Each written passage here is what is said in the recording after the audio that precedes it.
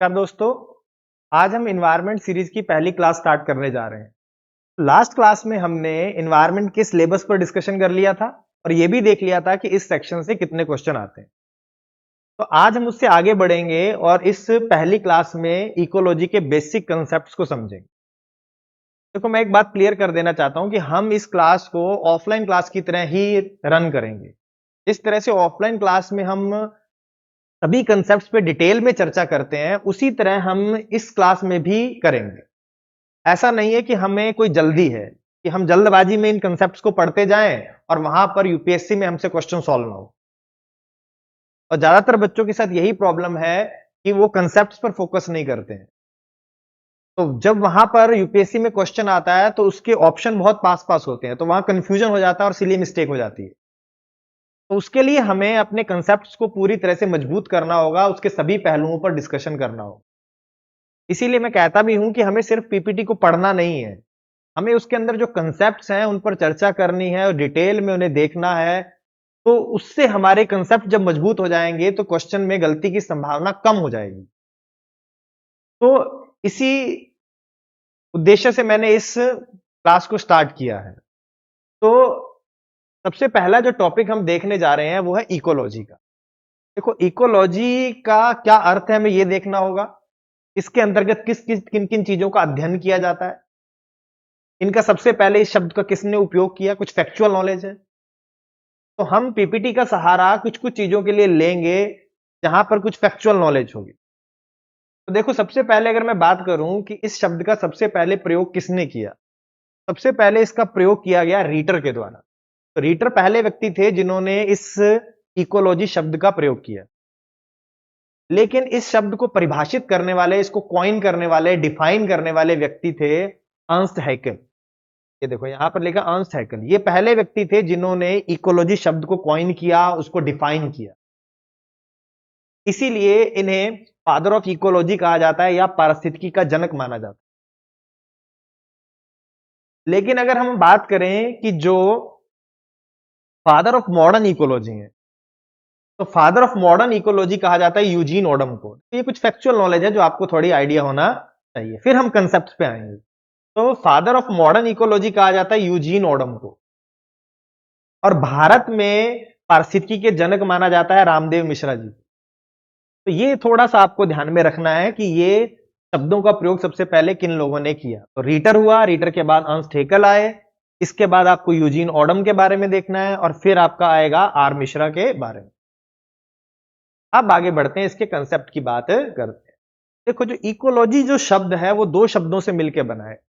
ये दो ग्रीक शब्दों से मिला जिसका नाम है ओइकोस एंड लोगोस। तो अगर मैं यहां बात करूं तो ये दो शब्द है यहां पर, एक है आपका ओइकोस और दूसरा है लोगोस। ओइकोस का अर्थ होता है निवास स्थान और लोगोस का अर्थ होता है स्टडी। तो अगर मैं इसको जीवों के संदर्भ में लूं तो जीवों का उनके निवास स्थान में अध्ययन ही क्या हो जाएगा, इकोलॉजी। अगर मैं यहां पर इस शब्द को लूं तो ये बना ओइकोस और दूसरा हुआ लोगोस। ओइकोस का अर्थ हुआ निवास स्थान और लोगोस का अर्थ हुआ अध्ययन या स्टडी। अगर मैं इसके साथ जोड़ दूं जीवों को तो लिख सकता हूं कि जीवों का उनके निवास स्थान में अध्ययन।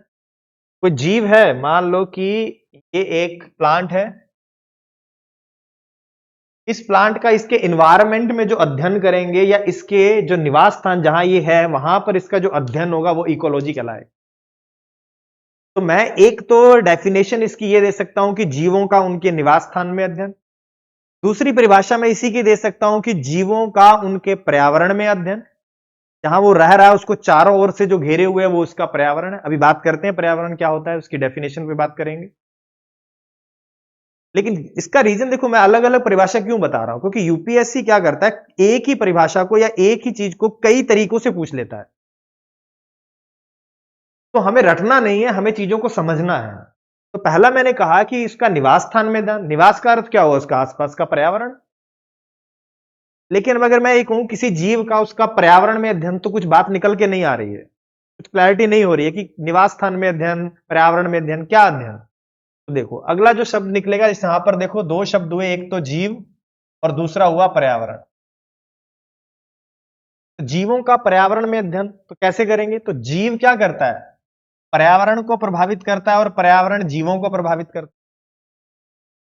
तो मैं ये भी कह सकता हूं कि जीवों का उनके पर्यावरण के साथ अंतर संबंधों का अध्ययन। यहां पर दोनों में क्या हो रहा है? इंटरेक्शन हो रहा है, दोनों एक दूसरे से जुड़े हुए हैं, इंटर रिलेटेड है। ये इनको प्रभावित करता है, ये इसको प्रभावित कर रहा है। तो जीवों का उनके पर्यावरण में अध्ययन या जीवों का उसके पर्यावरण के साथ अंतर संबंधों का अध्ययन। तो मैं लिख सकता हूं कि जीवों का पर्यावरण के साथ अंतर संबंधों का अध्ययन, अंतर संबंधों का अध्ययन।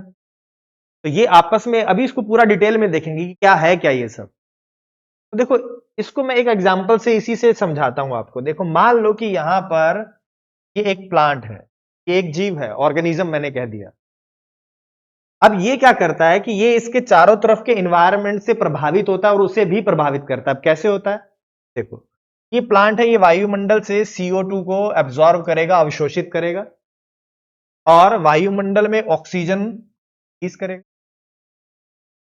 तो CO2 इसके विकास के लिए, इसके प्रकाश संश्लेषण के लिए CO2 इस आवश्यक है। तो ये इसने CO2 कहां से लिया? एनवायरनमेंट से लिया और इसमें O2 को रिलीज कर दिया एटमॉस्फेयर में।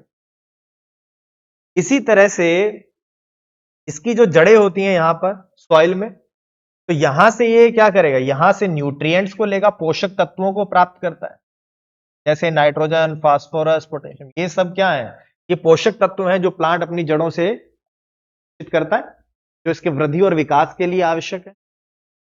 इसके साथ साथ रेनफॉल होता है, बादलों से वर्षा होती है और उसका जल भी सॉइल में पहुंचता है, तो यहां से वो जल भी प्राप्त करता है।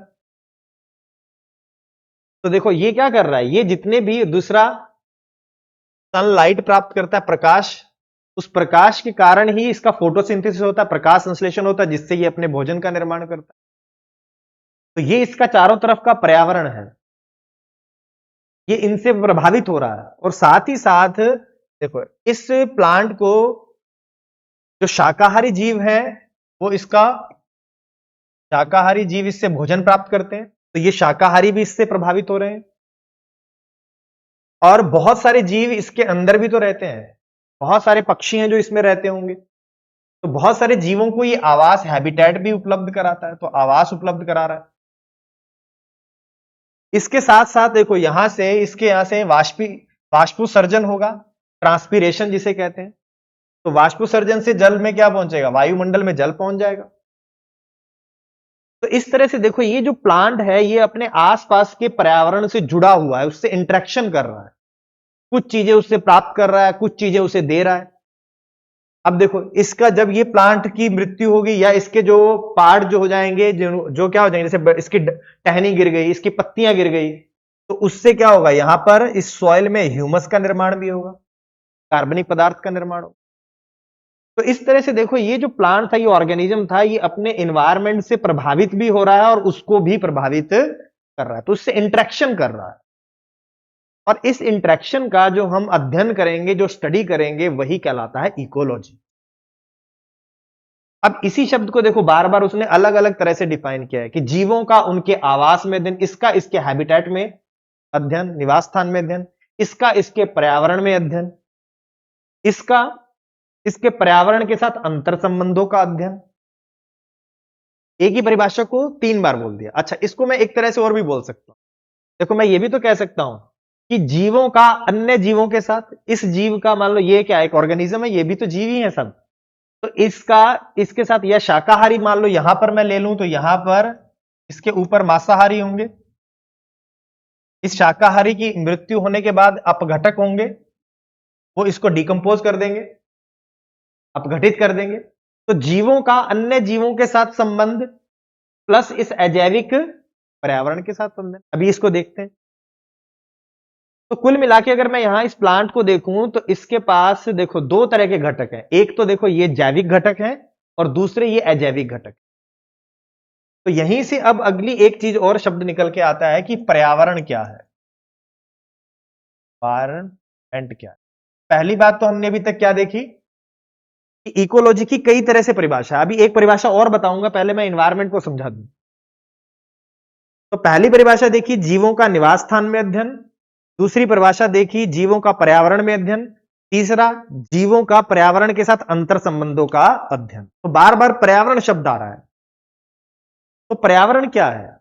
पर्यावरण क्या है इस जीव के संदर्भ में अगर मैं देखूं, पर्यावरण उसके चारों ओर की जो परिस्थितियां हैं, जो उसको चारों ओर से घेरे हुए कारक हैं, वही क्या है? उसका पर्यावरण है। वो सभी परिस्थितियां, वो सभी कंडीशंस या वो सभी कारक जो किसी जीव को चारों तरफ से घेरे हुए होते हैं और उसे प्रभावित करते हैं, वही कहलाता है आपका इन्वायरमेंट। देखो इस परिभाषा में देखो, ये जीव है, इसको चारों तरफ से जो घेरे हुए कारक हैं, देखो एटमॉस्फेरिक कारक हैं, ये मृदा के कारक हैं, यहां पर ये जैविक कारक हैं, ये सभी कारक इसको जो घेरे हुए हैं और इससे प्रभावित कर रहे हैं और इससे प्रभावित हो रहे हैं, वो सब इसका इन्वायरमेंट कहलाएगा। तो इस तरह से हमें देखना होता है कि कौन से इसके कारक हैं। तो अगर मैं पर्यावरण की बात करूं तो पर्यावरण के दो कारक हो गए, एक तो जैविक कारक हो गया और दूसरा हो गया अजैविक कारक।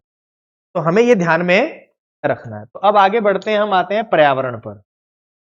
देखो तो पर्यावरण के दो भाग होते हैं, एक तो हो गया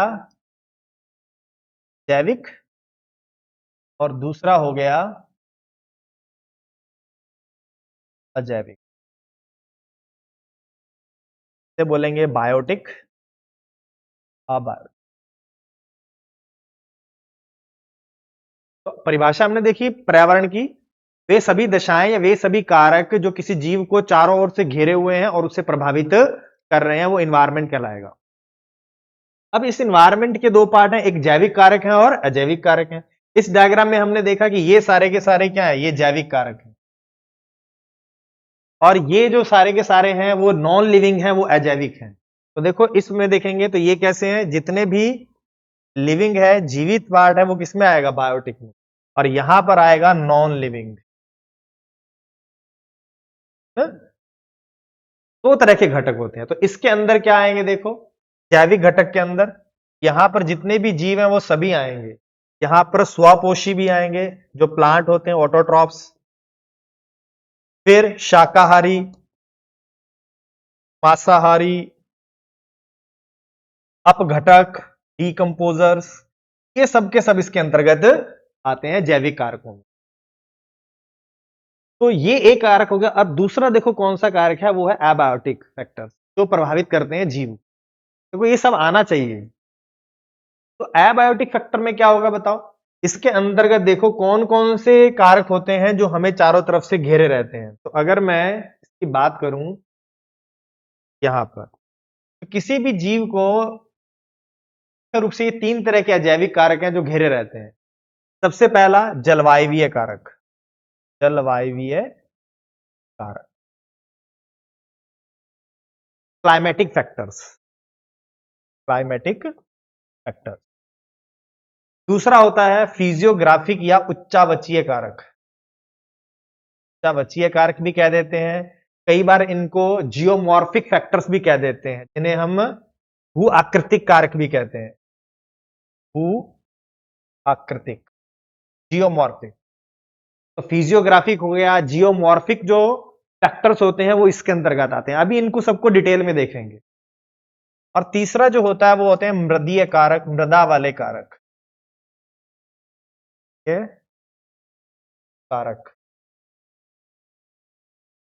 एपिक फैक्टर, फैक्टर।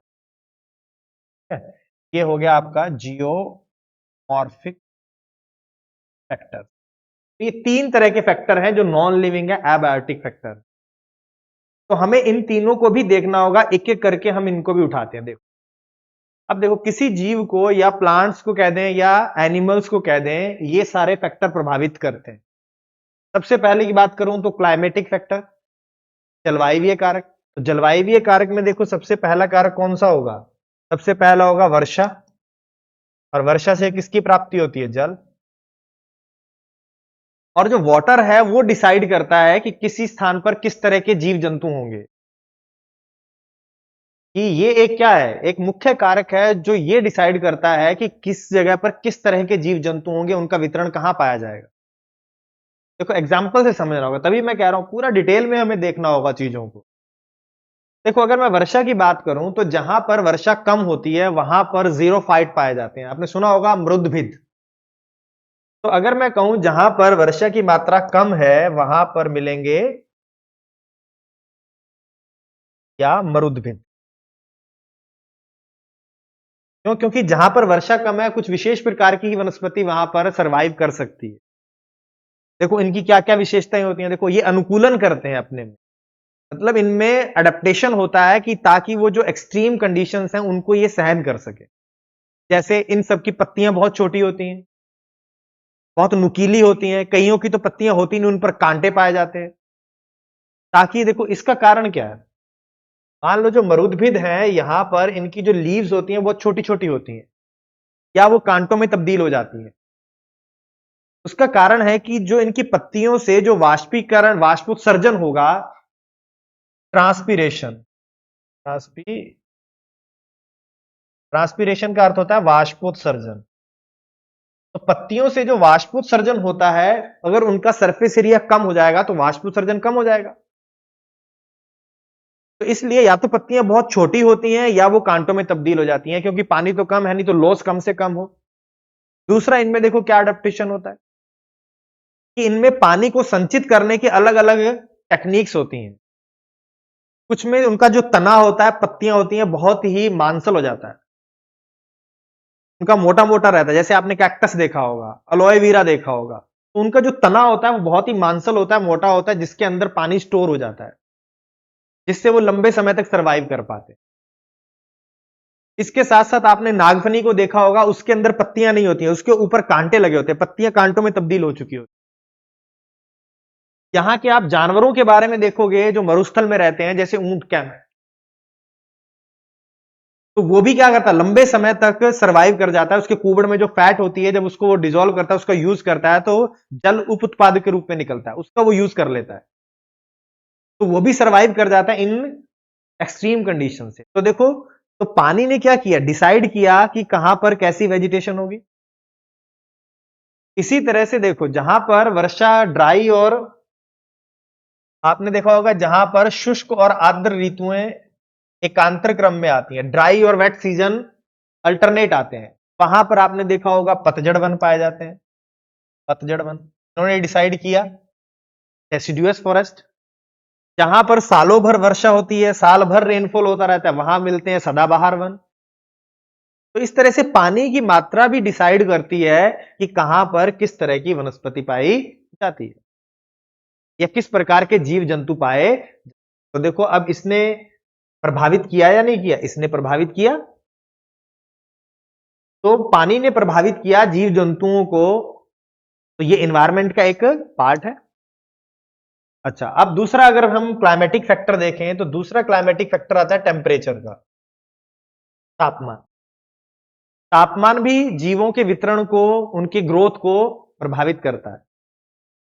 देखो जहां पर, देखो हम अगर फसलों की बिजाई करते हैं, इसको सिंपल एग्जांपल से लेते हैं, जब हम कृषि करते हैं तो देखो कुछ फसलों को जब हम बोते हैं तो उनको सर्दी में बोया जाता है और गर्मी में काटा जाता है।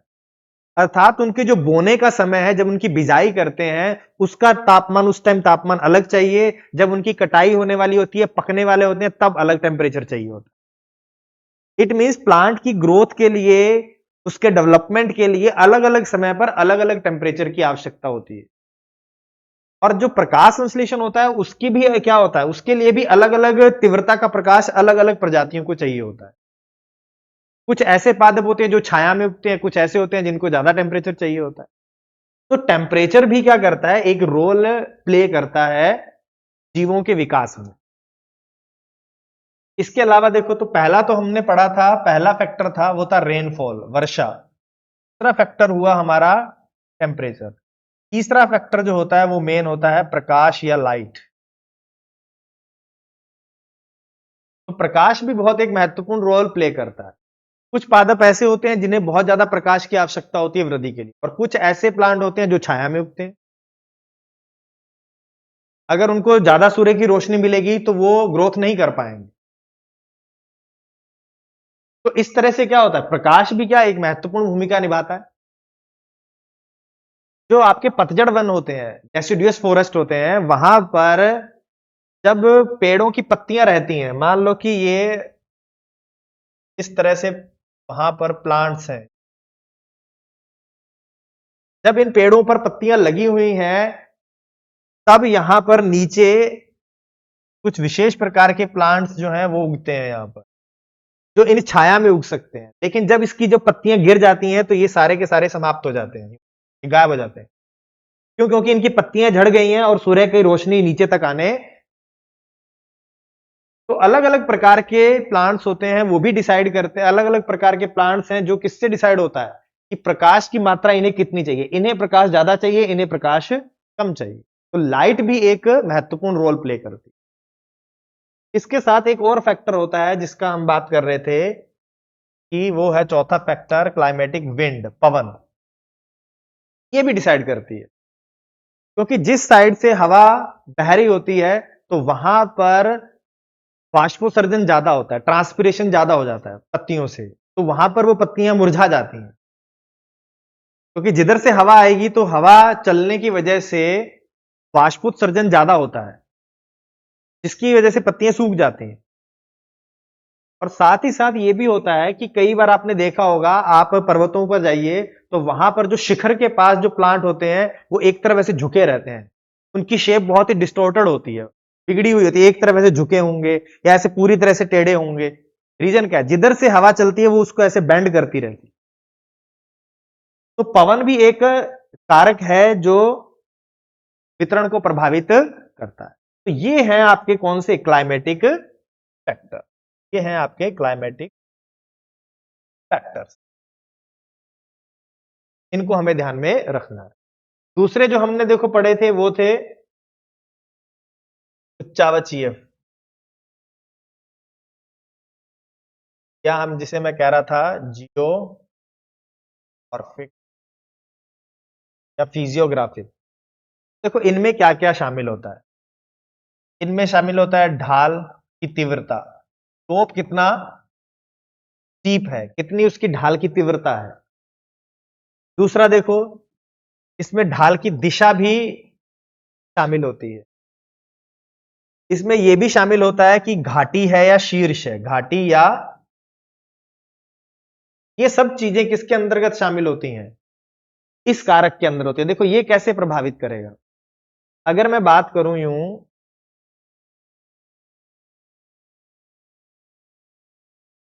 इस तरह का, मान लो कि ये स्लोप बहुत ही स्टीप है, बहुत ही खड़ा ढाल है।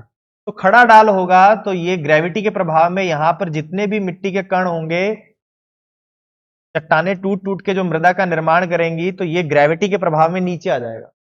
तो यहां पर मृदा की जो मिट्टी की जो परत है वो बहुत ही थिन होगी, बहुत ही पतली होगी। अगर मृदा की हुई परत बहुत पतली है, दूसरा यहां पर ढाल अधिक होने की वजह से पानी भी बहकर तुरंत नीचे आ जाएगा।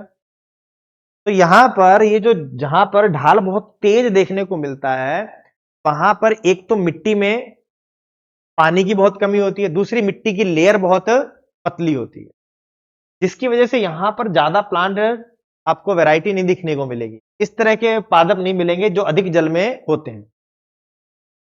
लेकिन अगर इसी का मैं कहूं कि इसका ढाल थोड़ा सा क्या होगा, अगर कम होगा, ढाल इस तरह का होगा, तो उसके कंपैरेटिवली यहां पर जो अधिक आर्द्र क्लाइमेट में प्लांट उग सकते हैं या डेवलप हो सकते हैं वो यहां पर हो। तो ढाल की मात्रा पर भी डिपेंड करता है। इसके अलावा मैंने आपको बताया ढाल की दिशा पर भी निर्भर करता है। वो कैसे होता है? देखो आपने देखा होगा जो मध्य अक्षांश के क्षेत्र होते हैं, देखो अगर मैं ये बात करूं, ये कि इस तरह का एक कोई पर्वतीय क्षेत्र है और यहां पर ये 0 डिग्री है और ये आपका 20। तो आपको पता होगा कि सूर्य उत्तरायण और दक्षिणायन होता है। जून में वो 23.5 पर नॉर्थ पर होता है, इस तरह से कर्क रेखा पर। तो जून में यहां पर जब होगा और मार्च में यहां, दिसंबर में साउथ दक्षिणी गोलार्ध में, फिर सितंबर में यहां। तो कुल मिला के मैक्सिमम जो सन जा सकता है वो यहीं तक ही जाता है, 23.5 तक। तो अगर कोई पर्वत श्रृंखला यहां पर 40 पर है, 45 पर है, तो देखो इसकी ये कौन सी ढाल होगी, ये उत्तरी ढाल है और ये दक्षिणी ढाल है। अब ये उत्तरी ढाल है और ये दक्षिणी ढाल है, तो इन दक्षिणी ढालों पर सूर्य का प्रकाश अधिक प्राप्त होगा उत्तरी ढालों की तुलना में। तो जब इस ढाल पर प्रकाश की प्राप्ति ज्यादा होगी, तो यहां पर जो पादप होंगे उनकी वैरायटी ज्यादा होगी। साथ ही साथ अगर यहां पर भारत का जो बात कर ले, हिमालय की बात है, तो जो मॉनसूनी रेन आ रही है वो भी क्या होगी, इसी ढाल के सहारे हवाएं ऊपर उठेंगी तो वर्षा की मात्रा ज्यादा होगी। तो इन ढालों पर वर्षा की मात्रा भी ज्यादा है, प्लस यहां पर प्रकाश की उपलब्धता भी ज्यादा है, तो यहां पर आपको डेंस फॉरेस्ट नजर आएंगे, अधिक सघन पेड़ पौधे नजर आएंगे। और यहां पर दूसरे होंगे, यहां पर अलग प्रकार की वैरायटी होंगी, इस साइड में अलग प्रकार की वैरायटी पाई। तो किस दिशा में उसका ओरिएंटेशन है वो भी इनके वितरण को प्रभावित करता है, तो ये भी हमें ध्यान में रखना है। तो ये भी हो गया। देखो, तो दो पहलू यहां पर निकलकर सामने आए। एक तो निकल के आया ढाल की तीव्रता क्या है, इसकी दिशा क्या है, और उसी तरह अगर मैं बात करूं इसका शीर्ष है या घाटी है। देखो, तो अगर ये शीर्ष भाग है तो यहां से तो पानी तुरंत बहकर क्या जाएगा, और यहां पर जब इकट्ठा होगा तो यहां पर वाटर टेबल भी क्या करता है, वाटर टेबल जल जो स्तर है वो भी ऊंचा पाया जाता है। यहां पर आपको दलदल देखने को मिलेगी, मार्शेस वगैरह, बॉग वगैरह यहां नजर, तो यहां पर अलग प्रकार की वैरायटी होंगी और यहां पर अलग प्रकार की वैरायटी। तो यह भी प्रभावित करता है आपके जीवों के वितरण को। तो ये आपके कौन से भाग थे, ये उच्चावचीय कारक हैं या जियोमॉर्फिक फैक्टर। तो दो फैक्टर हमने देख लिए, एक तो हमने क्लाइमेटिक देख लिया, दूसरा हमने देख लिया आपका जियोमॉर्फिक जो, और तीसरा आएगा अब मृदा का कारक, एक फैक्टर। देखो, मृदा भी जीवों के वितरण को प्रभावित करती है या उनकी वृद्धि को, उनके विकास को प्रभावित करती है। देखो, ऐसी सॉइल जिसमें ह्यूमस की मात्रा ज्यादा होगी, उपजाऊ होगी, तो इसमें प्लांट की ग्रोथ अच्छी होगी, प्लांट वैरायटी ज्यादा होगी, यहां पर जैव विविधता ज्यादा देखने को मिलेगी। अगर सॉइल में जल पर्याप्त मात्रा में है तो यह भी पादपों के विकास के लिए अच्छा है। लेकिन अगर सैंडी सॉइल है, बलुई मृदा, तो इसकी जल धारण क्षमता कम होती है, इसमें जल की मात्रा कम होती है, तो इसमें किस तरह की वेजिटेशन होगी, मरुद्भिद। लेकिन अगर किसी जगह पर सिल्ट और क्ले होगा, इनकी जल धारण क्षमता ज्यादा होती है, तो यहां पर अलग तरह के वृक्ष आपको देखने को मिलते हैं। तो किस किस पर, देखो, ह्यूमस पे डिपेंड करेगा, वहां पर उसमें जल की कितनी उपलब्धता है इस पर निर्भर करेगा, उस मिट्टी की संरचना क्या है उस पर भी डिपेंड करेगा। इसके साथ साथ आपने देखा होगा लवणीयता, कि मिट्टी कैसी है, लवणीय है या क्षारीय है, इस पर भी डिपेंड करेगा कि वहां पर किस तरह का जैविक समुदाय विकसित होता है।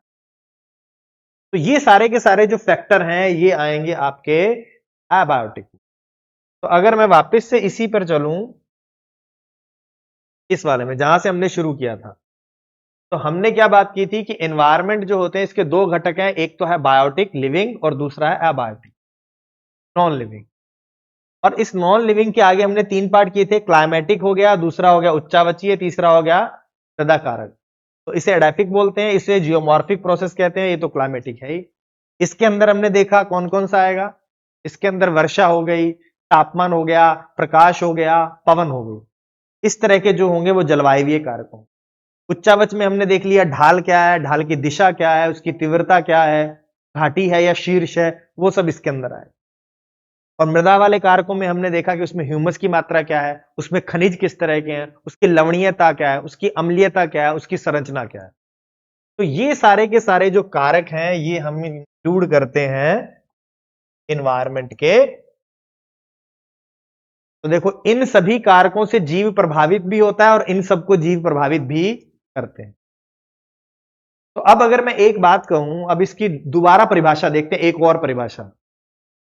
तो अगर मैं बात करूं कि इकोलॉजी क्या है? तो मैं कहूं किसी जीव का, मान लो कि कोई जीव है ये, इस जीव का अन्य जीवों के साथ संबंध और अजैविक पर्यावरण के साथ संबंध।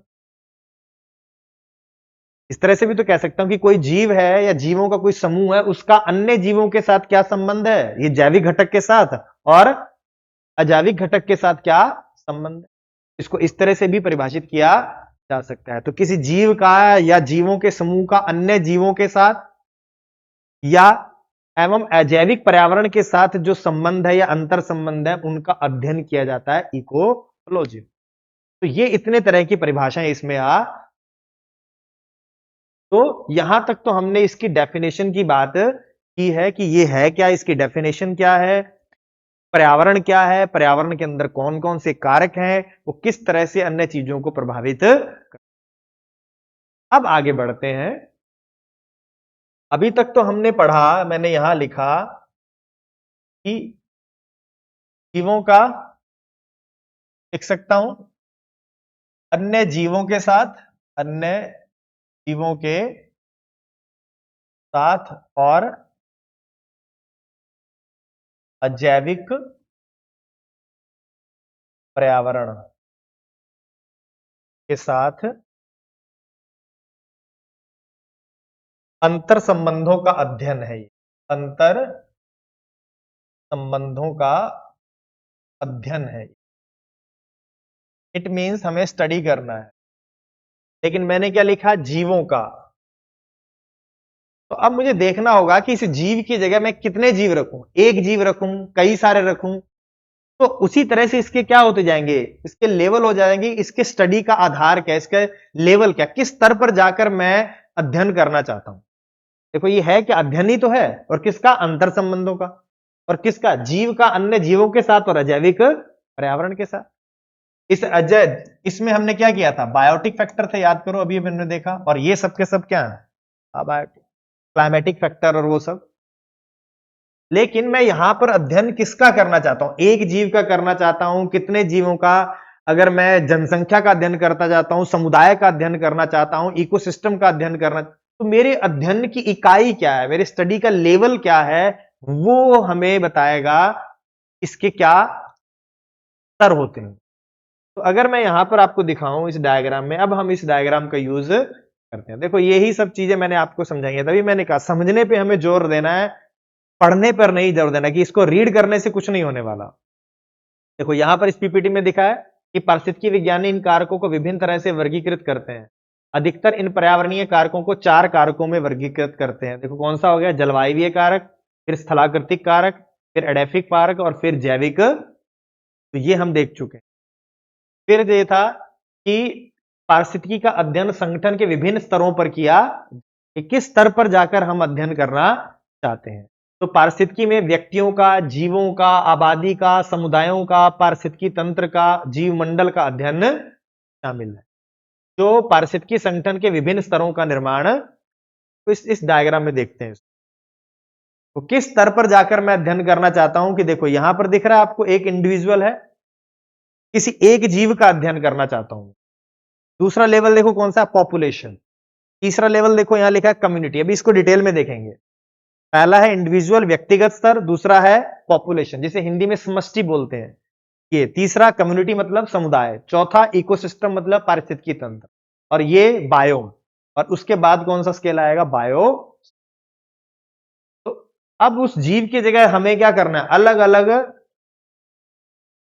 जीवों को रखना है या जीवों के समूह को रखना है। तो अब बात करते हैं। सबसे पहले देखो यहां पर कौन सा है? इंडिविजुअल, व्यक्तिगत। देखो यहां पर क्या होगा? किसी एक जीव का अध्ययन किया जाएगा। मान लो कि मैं मेरा अध्ययन करना चाहता हूं कि मैं किसी पर्यावरण में हूं या किसी निवास स्थान में, हैबिटेट में हूं। तो अगर मुझे वहां रहना है, सरवाइव करना है, तो मुझे उस पर्यावरण के हिसाब से अनुकूलन करना पड़ेगा।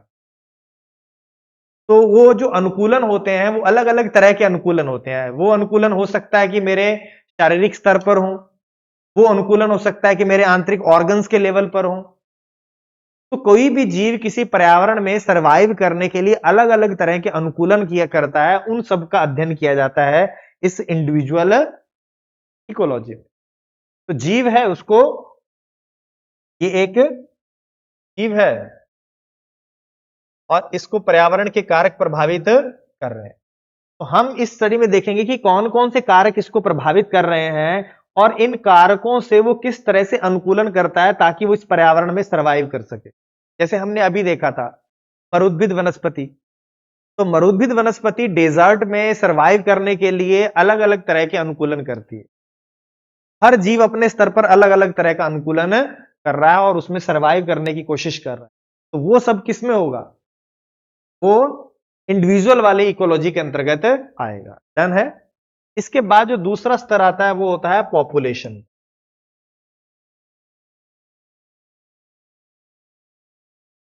इकोलॉजी कहते हैं इसे, पॉपुलेशन इको। पॉपुलेशन इकोलॉजी क्या है?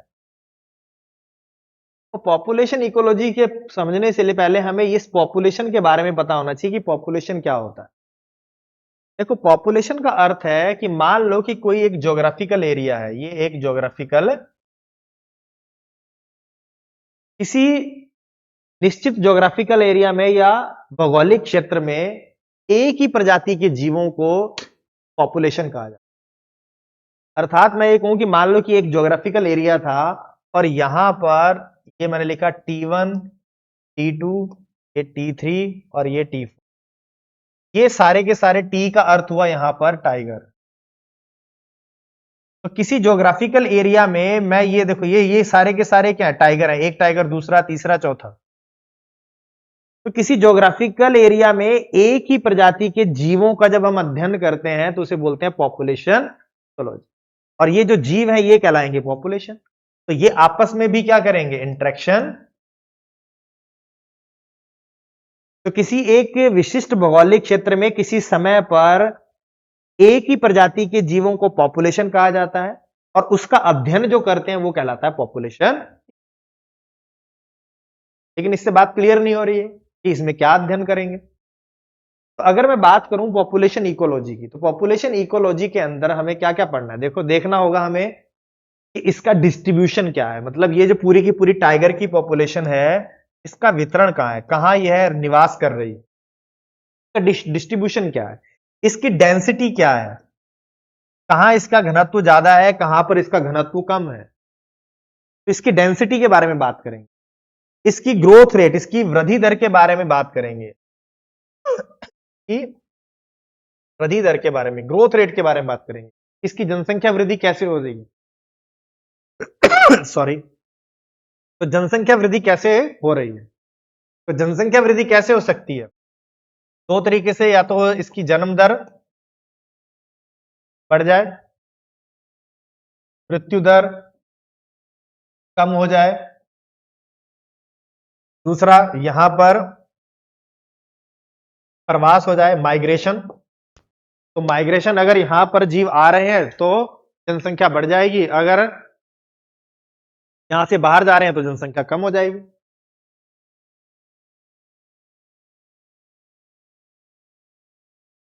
इसे देखना होगा हमें। तो इस तरह से देखो, वितरण को देखा जाता है एक प्रजाति के, दूसरा उसकी डेंसिटी को देखा जाता है, उसकी वृद्धि दर को देखा जाता है। देखेंगे कि कौन कौन से कारक हैं। मान लो कि ये टाइगर की स्पीसीज थी पूरी की पूरी, तो इसको कौन कौन से फैक्टर हैं जो इसको प्रभावित कर रहे हैं। तो इन्वायरमेंट के कौन कौन से फैक्टर हैं जो इसे प्रभावित कर रहे हैं, इसके वितरण को प्रभावित कर रहे हैं, इसके घनत्व को प्रभावित कर रहे हैं, इसकी वृद्धि दर को प्रभावित कर रहे हैं, इसकी जन्म दर को प्रभावित, जो भी इस स्पीसीज होगी इसकी, इसको प्रभावित करने वाले कारकों का इसमें अध्ययन किया। उस प्रजाति के बारे में, उसको प्रभावित करने वाले पर्यावरणीय कारकों के बारे में देखा, तो इसे बोला जाता है पॉपुलेशन इकोलॉजी। अर्थात कुल मिला के अगर मैं कहूं तो पॉपुलेशन इकोलॉजी के अंदर हम एक प्रजाति का अध्ययन करते हैं, एक स्पीसीज का अध्ययन। अब आता है इसके बाद जो दूसरा स्तर होता है वो होता है समुदाय इकोलॉजी या कम्युनिटी इकोलॉजी। इसके अंदर हम किसका अध्ययन करें। देखो, कम्युनिटी इकोलॉजी जो होती है, इसके अंदर हम किसी ज्योग्राफिकल एरिया में, मान लो कि ये एक क्या है, ज्योग्राफिकल एरिया है, यहां पर विभिन्न प्रजातियों के मध्य अंतर संबंधों का अध्ययन किया जाता है। मतलब कि मान लो कि यहां पर एक प्रजाति है ये टी, दूसरा यहां पर है मान लो एल। अभी लिखता हूं उनका फुल फॉर्म, यहां पर डी, यहां पर ई। ई का मतलब हुआ टाइगर, फिर फिर फिर एलिफेंट, हाथी। तो देखो क्या क्या होगा, देखो टाइगर की पॉपुलेशन है, यहाँ लॉयन की पॉपुलेशन है, डियर की पॉपुलेशन है, एलिफेंट की पॉपुलेशन, हाथी है यहाँ पर। तो किसी क्षेत्र में ये देखो कितनी प्रजातियां होगी, एक प्रजाति, दो प्रजाति, तीन प्रजाति और चार प्रजाति। तो किसी ज्योग्राफिकल एरिया में जो इतनी भी प्रजातियां होती हैं उन सबके मध्य अंतर संबंधों का अध्ययन जो होता है वो कम्युनिटी इकोलॉजी के अंतर्गत किया जाता है। तो देखो मैं दोबारा से अगर इसको बताऊं तो समुदाय का अर्थ क्या हो गया, किसी भौगोलिक क्षेत्र में रहने वाली सभी प्रजातियों को हम क्या कहते हैं, समुदाय। यहां पर जितनी भी प्रजातियां होंगी उनको मिलाकर हम कहते हैं कम्युनिटी। और हम क्या करते हैं, इनके मध्य के अंतर संबंधों का अध्ययन किया जाता है कम्युनिटी इकोलॉजी में। तो जैसे हमने एग्जांपल दिया कि टाइगर है, लॉयन है, एलिफेंट है, डियर है, तो ये सब भी तो एक दूसरे को प्रभावित करते हैं। इन दोनों के बीच में देखो कंपटीशन होगा, इन दोनों के बीच में कंपटीशन रहता है, प्रतिस्पर्धा रहती है रिसोर्सेज को लोगों को, लेकिन होगा क्योंकि दोनों की डिमांड सेम है, ये भी मांसाहारी है, ये भी मांसाहारी है, तो दोनों के बीच में क्या रहेगी, हमेशा कंपटीशन रहेगा संसाधनों को लेकर। तो ये एक दूसरे को प्रभावित करेंगे नकारात्मक रूप से। ठीक है, ये देखो ये टाइगर है, लॉयन है, ये इसका शिकार करेंगे, ये प्रीडेटर्स हैं, इसका शिकार करेंगे, तो ये इसकी जनसंख्या को प्रभावित करते हैं, इनके वितरण को प्रभावित करेंगे। तो ये सब आपस में क्या है, इंटरेक्ट करते हैं, तो उसे हम क्या बोलते हैं, समुदाय या कम्युनिटी को। इन सब का अध्ययन किया जाएगा इसके अंतर्गत। तो पहला था इंडिविजुअल, दूसरे पे आए पॉपुलेशन, और फिर स्केल बढ़ के अब कहां पहुंच गए, कम्युनिटी इकोलॉजी। अब इसके बाद जो तीसरा स्केल जो आता है हमारा चौथा, वो है इकोसिस्टम इकोलॉजी। अब इसके अंतर्गत क्या होता है, इसके अंतर्गत हम इकोसिस्टम का अध्ययन करते हैं। अब सबसे पहले होगा कि इकोसिस्टम है क्या। देखो इकोसिस्टम क्या है, देखो जैविक प्लस अजैविक घटकों से बना तंत्र, घटकों से निर्मित तंत्र या सिस्टम। देखो ये देखो एक सिस्टम होता है ना, सिस्टम के अलग अलग कंपोनेंट होते हैं, घटक होते हैं। तो ये पूरा का पूरा इकोसिस्टम क्या है, इकोसिस्टम के दो घटक है, एक जैविक घटक है और एक अजैविक घटक। तो जैविक और अजैविक घटकों के मिलने से एक सिस्टम बनता है, उसे बोलते हैं इकोसिस्टम। और ये जैविक और अजैविक घटक एक दूसरे से अंतर संबंधित रहते हैं, उसका जब अध्ययन करते हैं तब क्या होता है, इकोसिस्टम कहा जाता है। अब देखो कैसे, मान लो कि ये क्या है, जैविक घटक है, यहां पर ये प्लांट हुआ, यहां पर मान लो शाकाहारी है, यहां पर मांसाहारी है, और इन सब की अगर मृत्यु हो जाएगी तो अपघटक होंगे, और अपघटक जो होंगे वो वापस से इसका अपघटन कर देंगे और उनको सरल तत्वों में तोड़ देंगे, वापस से इनकी रिसाइकलिंग कर देंगे। और यहां पर आपकी सन रेज आया, यहां से इसने CO2 को लिया, यहां से ये पोषक तत्वों को लेता है। ठीक है, तो यहां पर ये कौन से कारक हो गए, मृदीय कारक एडेफिक, ये आपके कौन से हो गए, क्लाइमैटिक फैक्टर। तो देखो ये वाला जो पार्ट है ये अजैविक घटक है, देखो ये सारा का सारा एबायोटिक, अभी हमने देखा था। तो ये सब क्या है, एबायोटिक, और ये पूरा का पूरा यहां से यहां तक का जो पार्ट है वो बायोटिक है, जैविक घटक है। तो अगर मैं ये बात करूं कि यहां पर इन पादपों ने ऊर्जा का निर्माण किया, प्रकाश संश्लेषण किया, अपने भोजन का निर्माण किया, इनको खाया शाकाहारियों ने, शाकाहारियों को खाया मांसाहारियों ने, इन सब की जब मृत्यु हो जाती है तो अपघटक इनको वापस से सरल तत्वों में तोड़ देते हैं, पोषक तत्वों को फिर से कौन ले लेता है, प्लांट ले लेता है। तो देखो, और इधर से ये वापस से क्लाइमेटिक फैक्टर से CO2 को लिया, यहां पर अगर कुछ डिकम्पोज होगा, प्लांट की मृत्यु होगी, इसका अपघटन होगा, तो CO2 वापस वायुमंडल में चली जाती है। तो एक तरह से देखो, ये जैविक घटक है और ये अजैविक घटक है, ये क्लाइमेटिक फैक्टर भी और ये सॉइल वाला पार्ट। तो ये दोनों आपस में इंटरेक्शन कर रहे हैं, ये जैविक है और ये, तो ये जो सरल तत्व थे, पोषक तत्व थे, पहले अजैविक में थे, फिर कहां पहुंचे, जैविक में घूमते रहे, और फिर से ये देखो जब ये मर जाएंगे, इनकी अपघटन हो जाएगा, वापिस से अजैविक घटक में आ जाएंगे, फिर से जैविक घटक में आ जाएंगे, तो इनकी रिसाइकलिंग होती रहती है। तो इस प्रकार देखो, यहां पर अजैविक घटक है, यहां पर जैविक घटक है, इन दोनों से मिलने से या इनके इंटरेक्शन से एक सिस्टम बनता है जिसे हम कहते हैं इको। तो हमने क्या लिखा, जैविक और अजैविक घटकों के अंतर संबंधों से जो एक निर्मित तंत्र है उसे कहा जाता है इको। तो यहां पर इस इंटरेक्शन का अध्ययन किया जाता है। अगर मैं यहां लिख दूं, ये घटक है बायोटिक, दूसरा अबायोटिक, और इनमें तीसरा इसमें संबंध हो जाएगा अंतर, अर्थात ये इसे प्रभावित कर रहा है, ये इसे प्रभावित कर रहा है, और इन इंटरेक्शन की जो स्टडी करेंगे, जो अध्ययन करेंगे, वही कहलाएगा आपका इकोसिस्टम। तो इसको ध्यान में रखना है कि इकोसिस्टम है क्या। तो याद रखना, जैविक और अजैविक घटकों के से निर्मित एक तंत्र है जिसमें ये दोनों घटक एक दूसरे से अंतर संबंधित है, एक दूसरे से इंटरेक्शन करते हैं, और इन अंतर संबंधों का अध्ययन किया जाता है इकोसिस्टम इकोलॉजी। तो ये आपको पूरा का पूरा ध्यान में रखना है। तो यहां तक बात आई, तो हमने अभी तक स्केल जो पढ़ा वो था इंडिविजुअल, उसके बाद पढ़ा पॉपुलेशन, पॉपुलेशन के बाद पढ़ा कम्युनिटी, कम्युनिटी के बाद हम पहुंच गए इको। देखो यहां ये इकाई लगातार ऊपर नीचे की ओर बढ़ती चली, स्केल बढ़ता ही चला जा रहा है। इसके बाद का जो स्केल आता है वो आता है बायोम। बायोम, तो बायोम आपको पता होगा, आपने ज्योग्राफी में भी पढ़ा होगा। तो बायोम का क्या अर्थ होता है, देखो ये कहता है कि बायोम का अर्थ होता है कि किसी एक सामान्य प्रकार के क्लाइमेटिक रीजन में, क्लाइमेटिक रीजन मतलब जहां पर एक सामान्य प्रकार की जलवायु पाई जाती है, जैसे विषुवत रेखीय क्षेत्र जलवायु, जैसे मॉनसूनी जलवायु, जैसे टैगा टाइप जलवायु, जैसे डेजर्ट टाइप क्लाइमेट।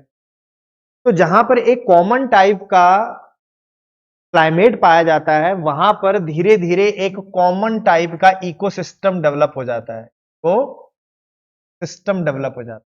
मतलब यहां पर कई सारे इकोसिस्टम होते हैं जो आपस में मिलकर किसका निर्माण करेंगे, एक बायोम का निर्माण।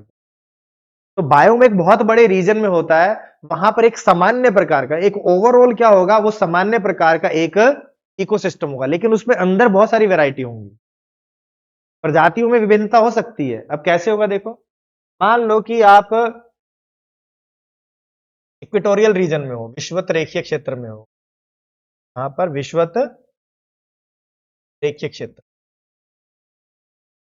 तो विषुवत रेखीय क्षेत्र की विशेषता है कि यहां पर टेम्परेचर बहुत ज्यादा है, यहां का रेनफॉल भी बहुत ज्यादा होती है। तो इस तरह के क्लाइमेट में आपको विषुवत रेखीय वन मिलते हैं, विषुवत रेखीय वन मिलेंगे, जिसे आप बोलते हो सदाबहार वन, सदाबहार one, evergreen one, evergreen forest. तो जो वर्ष भर हरे रहते हैं, इनकी सघनता बहुत ज्यादा होती है, यहां पर बहुत सारी लेयर्स पाई जाती हैं, मतलब पेड़ों की कई सारी लेयर्स पाएंगे, पेड़ों की ऊंचाई बहुत 45, 50, 60 मीटर तक भी हो जाती है, इनका तना बहुत चौड़ा होता है, इनके धरातल पर जो सरफेस होती है वहां तक प्रकाश पहुंच ही नहीं पाता, अंधेरे जैसा रहता है। तो ये सारी विशेषता क्या होगी, इस इकोसिस्टम की होगी। तो इस तरह यहां पर इस पूरे के पूरे विषुवत रेखीय क्षेत्र में एक कॉमन टाइप का इसी तरह का इकोसिस्टम डेवलप होगा, लेकिन उसमें हाँ वैरायटी हो सकती है, कहीं पर कोई प्रजाति हो सकती है, कहीं पर कोई प्रजाति हो सकती है, थोड़ा बहुत अंतर हो सकता है, लेकिन एक कॉमन टाइप का एक बड़े क्षेत्र में इकोसिस्टम डेवलप हो जाता है, उसे कहा जाता है बायोम। लेकिन ये इसके पीछे रीजन क्या है, क्लाइमेट, क्योंकि वहां पूरे के पूरे क्षेत्र में एक कॉमन टाइप का क्लाइमेट है, जिसकी वजह से एक कॉमन टाइप का वहां पर इकोसिस्टम डेवलप हो गया, जिसे हम कहते हैं बायोम। तो ये बायोम जो होगा, ये कई सारे यहां पर बहुत बड़ा क्षेत्र है, तो बहुत सारे यहां पर इकोसिस्टम है, वो मिलके इस बायोम का निर्माण तो ये इसलिए इस स्टडी की ये इससे ऊपर की इकाई है बायो। और मैं इससे आगे बढ़ूं तो लास्ट जो है वो होता है बायो। अर्थ पर जितने भी इकोसिस्टम उन सबको मिला दिया जाए तो वो बायोस्फीयर है, या सभी बायोम्स को मिला दिया जाए तो वो बायोस्फीयर है। बायोस्फीयर का अर्थ होता है जहां पर भी लिविंग वर्ल्ड है, जहां पर भी जीवन है वो बायोस्फीयर के अंदर आता है। देखो इसको इस तरह से बनाया जाता है।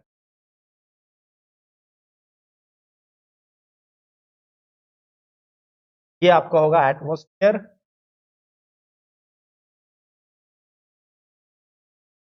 ये आपका होगा हाइड्रोस्फीयर जलमंडल, और ये है आपका, और इन तीनों के इस कॉमन जगह पर यहां पर होता है बायो, यहां पर जीवन संभव है। तो यहां पर इन तीनों के जो जहां पर मिलन स्थल है अर्थ सरफेस के पास, वहां पर देखो अर्थ सरफेस से कुछ ऊंचाई तक जीवन है, मिट्टी के अंदर भी कुछ गहराई तक ही जीवन है, सूक्ष्म जीव मिलते हैं, और पानी में भी कुछ गहराई तक ही आपको जीवन दिखाई देता है। तो देखो हाइड्रोस्फीयर, लिथोस्फीयर और एटमोस्फीयर, इनके तीनों का जहां मिलन होता है वहीं पर जीवन है, और इसे हमने क्या संज्ञा दी है? इसे दिया है बायो। तो सभी इकोसिस्टम मिलके किसका निर्माण करेंगे? बायोस्फीयर का निर्माण करेंगे। तो बायोस्फीयर इकोलॉजी में हम पूरे के पूरे इस बायोस्फीयर का अध्ययन किया। तो इस तरह से अगर हम देखें तो इस तरह से स्केल बढ़ा। सबसे पहले उस डायग्राम में देख लेते हैं, देखो यहां पर, इससे क्लियर हो जाएगा। यहां पर देखो व्यक्तिगत, यहां पर पॉपुलेशन, यहां पर समुदाय, फिर इकोसिस्टम, फिर बायोम और फिर बायोस्फीयर। देखो इसको एक और डायग्राम से देख सकते हैं। देखो यहां पर देखा ये इंडिविजुअल, ये देखो एक मछली दिख रही है आपको, फिश है। इस अकेले का अध्ययन करेंगे तब क्या आएगा? इंडिविजुअल, व्यक्तिगत स्तर पर अध्ययन हो रहा है। देखेंगे कि ये इस यहां रहने के लिए किस तरह के अनुकूलन कर रही है। ठीक है, तो ये इसमें आएगा। पॉपुलेशन में देखो एक ही फिश की बहुत सारे मेंबर हो गए, तो एक ही प्रजाति के विभिन्न जीवों का अध्ययन किया जाता है। फिर इसके बाद कम्युनिटी लेवल में अगर हम पहुंचे तो यहां पर देखो एक फिश है, यहां पर देखो कई सारे जीव हैं। देखो ये जेली फिश हो गया, ये दूसरी फिश होगी, यहां पर देखो ग्रास हो गई। तो यहां पर देखो कितनी सारी स्पीसीज है, 1 2 3 4 5, 5 स्पीसीज है। तो किसी ज्योग्राफिकल एरिया में जब विभिन्न प्रजातियों के बीच अंतर संबंधों का अध्ययन करेंगे तो किस में आ गया? कम्युनिटी में आ गया। इसके बाद अगर मैं बात करूं इकोसिस्टम की, तो देखो यहां पर जैविक घटक है और ये पानी हो गया, देखो अजैविक घटक। ये आपकी रॉक है, ये भी अजैविक घटक है एबायोटिक में। तो ये जैविक और अजैविक घटकों के बीच में जो अंतर संबंध है उनका अध्ययन करते हैं हम इको। तो किस किस के बीच? ये जीव आपस में भी इंटरेक्शन कर रहे हैं, इनका आपस में इंटरेक्शन, प्लस इन जीवों का इस एबायोटिक सेक्टर से या यूं को अजैविक घटक के साथ अंतर संबंध का, इन सबका अध्ययन किया जाता है इकोसिस्टम के। और इनके मिलने से जो सिस्टम बना उसे बोला इकोसिस्टम, जैविक और अजैविक घटक। फिर आता है बायोम। तो बायोम देखो एक पूरा का पूरा बायोम है, देखो ये पूरा का पूरा जलीय क्षेत्र है। बड़े क्षेत्र में अगर कॉमन क्लाइमेटिक कंडीशन होंगी तो वहां एक बड़ा सारा क्या हो जाएगा? एक कॉमन टाइप का इकोसिस्टम बन जाता है। देखो यहां पर ये जलीय इकोसिस्टम है एक तरह से पूरा का पूरा। तो ये बायोम हो गया, एक्वेटिक बायोम हो गया। तो यहां पर देखो एक इकोसिस्टम ये है, दूसरा इकोसिस्टम इस साइड में है। तो यहां पर भी देखो लगभग वैसी ही प्रजातियां, यहां पर प्रजातियों की संख्या थोड़ी ज्यादा है। लेकिन ये पूरे में सभी के सभी में किस तरह के जीव रहेंगे? जलीय जीव ही तो रहेंगे। तो इस पूरे में एक एक्वेटिक बायोम का निर्माण हो गया, जलीय बायोम का निर्माण हो गया। तो कॉमन टाइप के एक बायोम का, या यूं कहूं बहुत सारे इकोसिस्टम मिलने से एक कॉमन टाइप का इकोसिस्टम बन जाता है। इसके बाद देखो बायोस्फीयर, जहां पर भी जीवन है सभी को मिला देंगे तो क्या बन जाएगा? बायोस्फीयर का निर्माण हो जाता है। तो ये अध्ययन की सबसे बड़ी, इस तरह से हमें देखना था कि किस तरह से इकोलॉजी में अलग अलग स्तरों पर जाकर अध्ययन किया जाता है। तो बेसिक था इकोलॉजी है क्या, फिर हमने देखा इसको किस किस ने इसकी परिभाषा दी, फिर हमने देखा कि पर्यावरण क्या है, उसके जैविक घटक क्या है, अजैविक घटक क्या है, किस प्रकार से वो जीवों को प्रभावित करते हैं, और फिर हमने देखा कि इनका को अध्ययन करने के कौन कौन से स्तर है, किस स्तर पर जाकर हमें इनकी स्टडी करनी। तो डिपेंड करता है कि इकोलॉजिस्ट किस लेवल पर इसका अध्ययन। तो आज की क्लास में हम यहीं रुकते हैं। अब इससे नेक्स्ट क्लास में हम देखेंगे इससे आगे के टॉपिक।